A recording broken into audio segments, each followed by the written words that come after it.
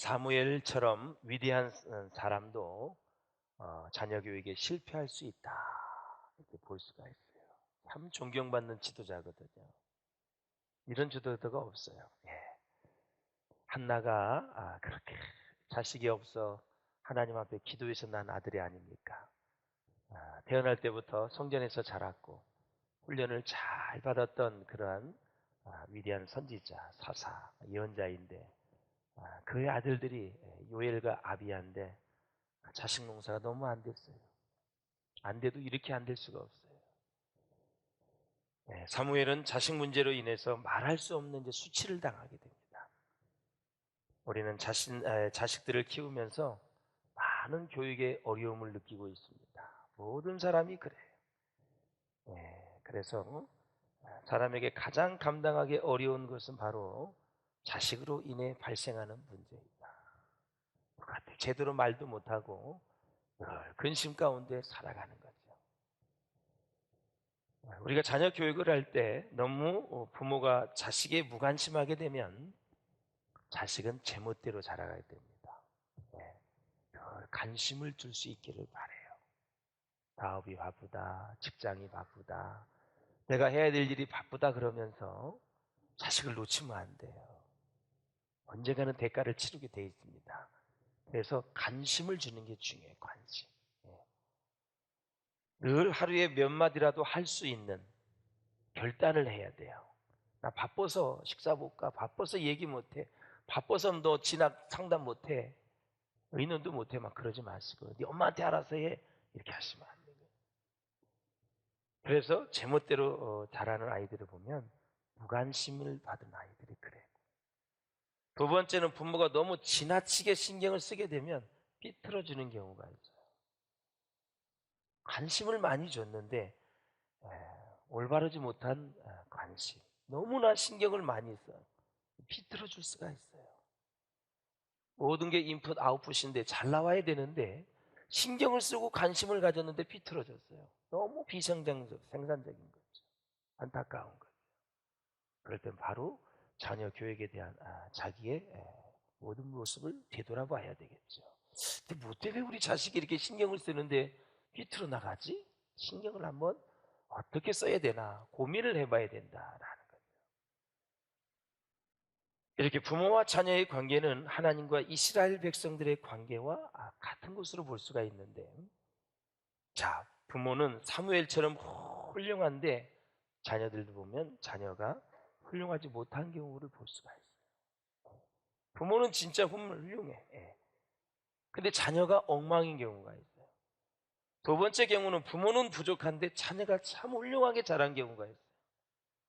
부모를 보면 어디 하나 내놓을 것도 없고 자랑할 것도 없고 참 변변치 못한데 자식들을 보니까 너무너무 잘 큰 거예요. 축복이지요. 우리의 기대치 이상보다 되는 것들 다 하나님의 은혜입니다. 하나님이 은혜를 베풀어 주셨다는 거예요. 세 번째는 부모도 자식도 다 훌륭한 경우가 있어요. 어쩌면 쟤는 지혜미에 닮아서 저렇게 잘 살고 저렇게 신앙생활 잘하고 저렇게 애가 예의가 바르고 어떻게 자기 역할을 저렇게 잘 감당할까. 참 그 부모의 그 자녀야 하면서 칭찬을 받는 가문이 있어요. 여러분들이 그렇게 될 수 있기를 주의 이름으로 축복합니다. 마지막에는 부모도 자식도 형편없는 경우가 있어요. 부족한 경우가 있어요. 희망이 안 보이는 거죠. 부모 세대가 그렇다 할지라도 자녀가 올바르게 훌륭하게 잘 말씀 안에 세워지면 그 가문에는 비전이 있죠. 근데 부모를 봐도 자식을 봐도 희망이 안 보이는 가정, 무너질 것이 분명하죠. 하나님의 은혜가 아니어서는 회복될 수가 없죠. 이 사회 구조가 앞으로는 빈익빈 부익부가 정신 못 차리면 계속 이어질 수 있다는 거 아셔야 돼요. 정신 바짝 차리고 살으셔야 돼요. 부모와 자식과의 관계에서 가장 큰 문제는 부모가 하나님을 대신하려고 할 때이다 라는 거예요. 하나님의 자리를 여러분들이 차고 들어가시면 안 돼요. 하나님이 우리를 키워주시고 지혜도 주시고 사회생활도 잘 할 수 있고 영적 생활도 잘 할 수 있도록 은혜 주시는 분이 하나님이세요. 내가 해야 될 역할과 하나님이 간섭해야 될 부분을 잘 구분할 줄 알아야 된다. 부모가 자녀에 대한 꿈과 소유욕을 보르지 못할 때 하나님을 대신하려고 하는 거죠. 너무너무 자녀에 대한 과욕이야. 얘는 반드시 이렇게 키워야 돼. 뭔데? 뭐 때문에 그렇게 키워야 되는데? 왜 그렇게 출세를 해야 되는데? 왜 그렇게 돈을 많이 벌어야 되는데? 목적이 뭐냐고요? 목적이. 목적 없이 그렇게 다그치면 아이들은 다 망가지게 돼 있어요. 목적이 뭐냐요? 요즘 젊은이들은 목적만 분명하면 또 목숨을 걸어요. 난 참 그게 좋아요. 애들이 똑똑하기 때문에 이게 선한 일이고 목적이 분명하고 해야 될 일이라면 요즘 젊은이들이 물불을 안 가려요. 참 놀라워요. 그런 장점을 잘 이렇게 봐야 돼요. 얼마 전에 월요일날 국가 초창기도회가 있었어요. 대통령이 참석하고 교계 지도자들이 참석을 했는데 이게 설교의 제목이 뭐냐면 시대를 알고 사명을 감당합시다. 시대를 알아야 돼요. 지도자는. 어떤 시대인가 지금. 말씀이 살아있고 말씀이 역사하는 사람이면 성경적으로 볼 줄 알아야 돼요. 지금 사람들이 어떤 생각을 가지고 살고 또 어떤 문화에 젖어 있으며 또 세대별로 다 어떤 생각의 차이가 있는지 시대를 잘 분별할 수 있는. 날이 후덥지고 바람이 살짝살짝 불어올 때 비가 올 징조거든요. 구름이 끼고. 시대의 모든 날씨를 잘 구분하는 것처럼 전도서에 보면 시대를 분별할 줄 알아야 된다. 시대를 읽어낼 줄 알아야 되고 볼 줄 알아야 된다. 이게 안 보이면 눈 감고 다니는 거하고 똑같죠. 신앙생활도 마찬가지. 그런 차원에서 그렇게 그런 것들이 분별이 되어져야 자녀 교육도 우리가 잘 말씀 안에서 할 수 있다라는 거죠.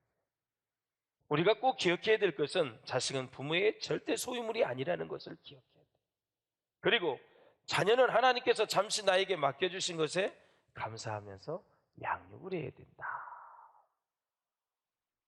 자식에 대한 교육은 부모의 뜻대로 하는 것이 아니라 신앙의 고백 차원에서 시작해야 된다. 하나님, 우리 가정에 이런 아들, 딸을 선물로 주셔서 고맙습니다. 자격도 없는데 저에게 주셨사오니 이 아이를 잘 키워서 하나님 나라의 일꾼으로, 하나님 나라의 사역자로, 정말 사회 어디 곳을 가든지 복음을 전하는 자로, 하나님 나라를 꿈꾸는 자로 키우게 하여 주시옵소서. 이게 신앙 고백이에요. 하나님이 한번 여러분에게 여러분을 믿고 자녀를 맡겨본 거예요. 야, 내가 너에게 그 아들, 딸을 줬는데 내가 한번 너에게 맡겨본다. 제대로 한번 키워봐라. 그래서 하나님의 나라와 복음을 위해 교회를 위해서 쓸 수 있는 인물로 한번 좀 키워봐라 하고 여러분에게 기회를 주신 거예요. 아버지의 마음을 가지고 키워야 돼요. 자꾸 세상의 가치를 더 얻으려고 하고 세상의 가치를 향해서 가려고 하는 그런 마음을 가지고 교육시키면 안 돼요. 하나님이 한번 맡겨주셨으니까 제대로 한번 키워서 하나님의 영광을 위해서 멋지게 살다가 가는 자녀들이 되었으면 얼마나 좋을까. 저는 비전교회 자녀들이 그런 자녀가 될 수 있기를 주의 이름으로 축원합니다. 하나님 한번 맡겨봤으니까 정말 제대로 말씀 안에서 영적으로 키워서 그 아이들에게 복음의 사명을 가질 수 있도록. 평신들로서 직장이 다르고 직업이 다르고 다 다르지만 내가 있는 곳에서 하나님의 이름을 높이고 하나님의 자녀로서 꿈을 꾸고 비전을 갖는 그런 자녀들로 키워낼 수 있기를 주의 이름으로 축원을 드립니다. 자녀는 부모의 소유물이 아니기 때문에 자녀 교육에서 인간적인 꿈은 사실 포기해야 돼요. 내 욕심을 내려놔야 된다는 거죠.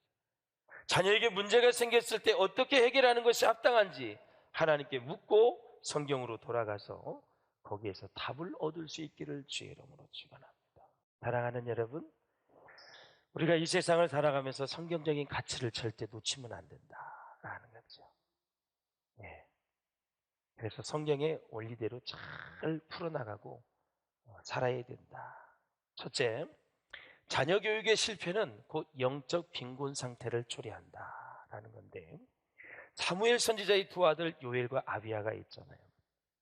야, 이들을 사사로 삼았어요. 부모의 직업을 계승한 거예요. 그러나 계승된 이 직업에 선임자와 후임자의 인격이 다른 거예요. 아버지와 아들. 3절을 한번 읽어보시겠어요? 3절 시작. 그의 아들들이 자기 아버지의 행위를 따르지 아니하고 이익을 따라 뇌물을 받고 판결을 굽게 하느니라. 두 아들은 물질적 사고방식에 깊이 빠져 있었고 도덕성이 아주 빈약했어요. 이 심리학이나 우리가 교육학을 공부해 보면 도덕성이 약한 사람이 물질적인 욕심에 빠질 확률이 굉장히 높습니다. 물질적인 사고에 빠진 사람이 도덕성이 약할 경우가 많아요. 도덕성이 약하면 굉장히 뇌물을 받는 걸 좋아해요. 그리고 자꾸 부정적인 방법으로 뭘 하는 거를 다반사로 여기고 그냥 그렇게 살아갑니다. 이 도덕성이 약하면 항상 그런 거예요.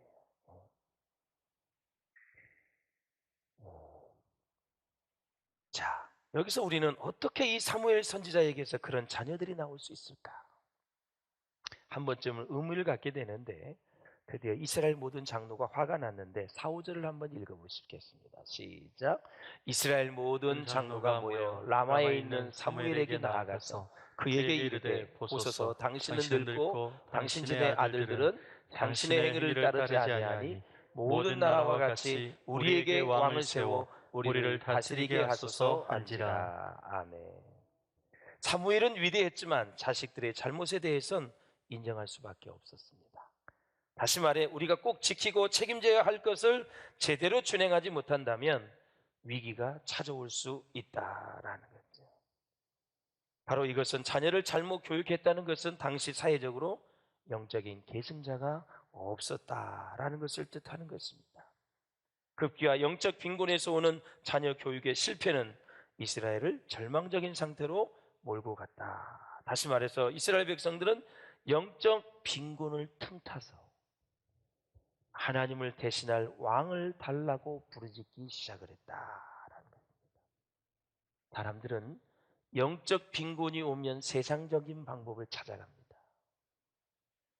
사랑하는 여러분, 우리는 고난과 역경에 부딪혔을 때 반드시 그에 대한 원인이 있음을 알아야 됩니다. 그리고 그에 대한 원인을 기도 중에 발견을 해야 되거든요. 근데 이스라엘 장로들은 사무엘에게 찾아가서 당신은 늙었다, 너무 올드하다, 당신의 아들들은 타락했다 하면서 자신들을 다스릴 왕을 세워달라고 요구합니다. 이것은 바로 이스라엘 백성들이 하나님보다 세상을 더 좋아하는 마음으로 전략을 했고, 오늘 본문의 말씀을 보면 사무엘 선지자야, 너를 버린 것이 아니라 백성들이 나를 버린 것이다, 하나님을 버렸다, 이렇게 얘기를 합니다. 참 재미있는 이 상황이에요. 여러분, 이 영적 빈곤이 왔을 때 마귀가 틈을 타는데, 자 보세요. 계속 사무엘 선지자가 하나님과 대화를 합니다. 응답을 받고요. 그러면 아들들은 개차반이지만 이 지금 사무엘 선지자는 영이 살아있거든요. 그렇죠? 계속 하나님이 응답을 주셔요. 왕을 달라고 하니까 그래 그렇게 해라, 다 응답을 줘요. 그렇다면 사무엘 선지자는 지금 영적으로 풍성한 상태, 하나님과 소통이 되는 사람이고 하나님과 함께하는 사람이란 말이죠. 그러면 백성들이 자식이 그렇다 할지라도 그걸 핑계로 왕을 달라 그럴 것이 아니라 당신의 하나님께서 다시 다른 위대한 지도자를 세워줄 줄 믿사오니 그 지도자를 우리에게 달라고 요청을 하든가 기도를 하든가 해야지, 아들이 잘못됐다고 해서 타락했다고 해서 그 아들을 핑계로 하나님을 버리고 왕을 달라고 하는 이 자체가 잘못됐다라는 사실이죠. 이렇게 영적 빈곤이 나라적으로 국가적으로 오면 대혼란이 일어나게 된다. 이 왕의 제도는 진짜 허락하지 말았어야 될 것입니다. 이스라엘 백성들이 890년을 가나안 땅에서 살았어요. 다 계산을 해보면 축복의 땅이잖아요. 근데 저주의 땅이 됐잖아요. 포로로 잡혀갑니다. 시드기야 왕이요, 그 쇠 있잖아요. 쇠를 그 불로 해가지고 뻘겋게 된 거, 그걸 눈을 찔러가지고 눈을 빼냈어요. 그리고 지져버렸어요, 눈을. 바벨론 사람들이. 그렇게 해서 이스라엘 왕 시드기야 왕이 포로로 잡혀간 거예요. 자식들은 거기 가서 다 죽고요, 왕은 두 눈이 뽑혀서 인두로 지져버렸어요, 눈을. 다 결박을 해서 갔어요. 그러면서 그들이 무슨 얘기를 한지 아세요? 성경에 보면, 하나님, 이제 우리의 왕은 사람이 아니라 하나님이 되셔야 됩니다. 이제서야 나라가 망하고 다 빼앗겨버리고 거지가 되고 노예가 되고 왕이 두 눈이 뽑혀서 갈 때에야 하나님이 우리의 왕이 되어주시겠소서. 이제 인과랑 필요 없습니다. 하나님이 왕이 되어주시옵소서. 바벨론 강가에서 그들은 눈물을 흘리며 하나님을 내 주인으로 모시지 못한 그 인생을 한탄하며, 그들은 예루살렘을 향해서 눈물을 흘리며 찬양하며 기도했던 사람들입니다. 왜 사람은 이렇게 잘 살 때, 왜 이렇게 풍요할 때 하나님의 가치를 놓치는지 너무 안타까운 거예요. 이 시대를 향한 하나님, 왕을 달라고 하는 것과 똑같은 거예요, 여러분. 주일날 예배를 드려야 됩니까? 주일이 뭡니까? 되묻는다면 하나님께, 여러분, 너무 죄송한 거 아닙니까? 우리가 기도하지 않을 때 꼭 우리는 세상의 방법을 따르게 된다라는 거예요. 저는 늘 여러분께 이런 말씀을 드려왔어요. 강조했습니다. 기도하면 어떻게 돼요? 하나님의 일에 바빠지고, 기도하지 않으면 세상의 일이 바빠지는 게 사람의 영적 구조입니다. 여러분, 하나님의 일에 바빠지시길 바랍니다. 후회합니다. 하나님의 일에 바쁘세요. 그게 복된 인생이에요. 얼마나 산다고요? 생명 있는 날 동안 어떤 직업을 가져도 하나님을 놓지 마시고 하나님과 같이 동행할 수 있기를 주의 이름으로 축원합니다. 세상의 일로 분주한 사람은 보나마나 기도하지 않는 사람일 것입니다. 이스라엘 백성들은 영적 빈곤 상태에서 주변 국가들의 왕정 제도가 부러워지기 시작했습니다. 정치의 제도를 부러워하기 시작을 했습니다. 이렇게 하나님을 놓치면, 영적 빈곤이 오면 세상의 가치가 막 눈에 들어오기 시작합니다. 그게 바로 이제 멸망으로 가는 하나의 사인입니다. 예배하는 것이 즐거우십니까, 여러분? 이게 최고 즐거우셔야 돼요. 정말 기도하는 것이 즐겁습니까? 풍요가 우리 가운데 오면 영원히 이 머릿속에서 사라집니다. 다 세상의 가치가 나를 지배하는 거예요. 가난할 때는 누릴 게 없기 때문에 하나님을 의지할 수밖에 없고 사람에게 초점을 맞출 수밖에 없어요. 성령 충만 받고 천국을 소망을 가지고 있는 우리가 무엇을 그렇게 부러워해요? 구원받은 자녀로서 세상 사람들이 우리를 부러워하지. 예. 저와 여러분은 얼마나 큰 복을 받았는지 이루 말할 수가 없어요. 둘째, 떼쓰는 기도는 제한적인 응답을 받는다 볼 수 있는데 6절을 한번 읽어보겠습니다. 6절 시작. 우리에게 왕을 주어 우리를 다스리게 하라 했을 때에 사무엘이 그것을 기뻐하지 아니하여 여호와께 기도하며. 예. 사무엘이 기뻐하지 않았어. 오? 이거 하나님이 좋아하는 일이 아닌데, 그러니까 기뻐하지 않은 거예요. 그리고 나서 화를 낸 게 아니라 기도를 했어요. 기도를 했더니 하나님 뭐라 그러세요? 7절을 한번 보세요. 시작. 여호와께서 사무엘에게 이르시되 백성이 내게 한 말을 다 들으라. 그들이 너를 버림이 아니요 나를 버려 자신들의 왕이 되지 못하게 함이니라. 아멘. 하나님은 영적인 분별력을 딱 해서 선언을 해버렸어요.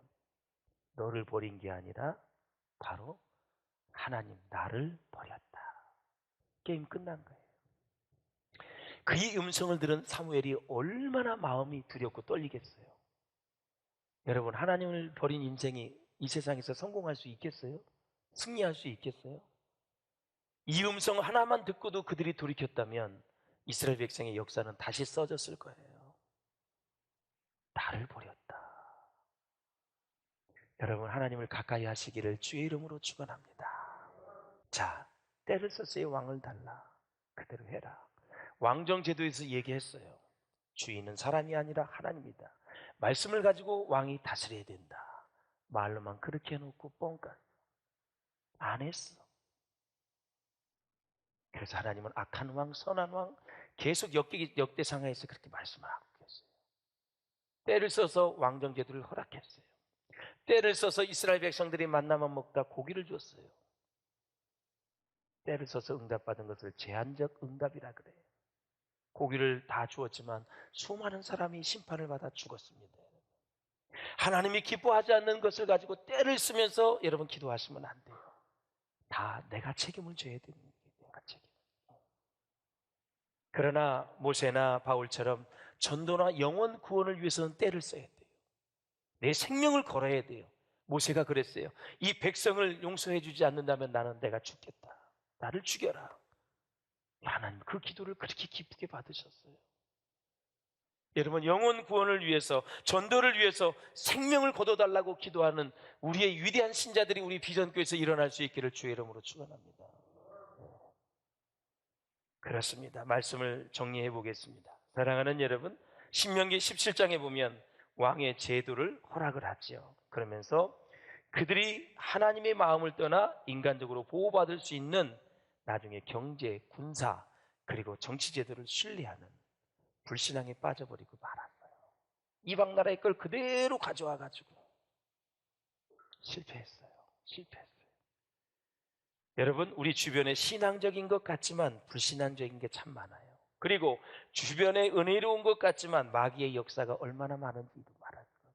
19절에 백성이 사무엘의 말 듣기를 거절하여 가로되 아니로소이다. 우리도 우리의 왕이 있어야 가리니. 이런 뚱딴지 같은 소리를 하는 거예요. 사무엘 말도 거절하고 우리도 우리의 왕이 있어야 된다. 그동안 하나님이 왕이었었는데 하나님을 헌신짝처럼 버리는 거예요. 그래 결국 눈물을 흘리며 두 눈이 빠졌어. 다 나라를 잃어버리는 제2의 애굽의 생활을, 노예 생활을 시작이 됐다라는 거죠. 우리 결심합시다. 하나님이 우리 민족에 더 물질적인 축복을 주실 텐데 하나님 평생을 다가도록 물질의 풍요함 속에서도 정말 심령이 가난한 심령이 되게 하시고 정말 우선순위가 하나님 앞에 있게 도와주시고 우리의 주인을 하나님의 모시고 하나님이 주인 되는 그런 삶을 살게 해달라고 그런 결단을 나는 오늘 이 시간 될 수 있기를 주님의 이름으로 축원을 드립니다. 할렐루야. 자, 제가 여러분에게 묻겠습니다. 그러면 하나님이십니다 이렇게 대답만 하시면 돼요. 여러분의 주인은 누구이십니까? 이야, 너무 대답 잘했어요. 하나님이 들어준 적 있으면. 우리의 삶의 주인은 누구이십니까? 됐습니다. 하나님 들으시고 우리의 삶을 축복해 주실 줄로 믿습니다.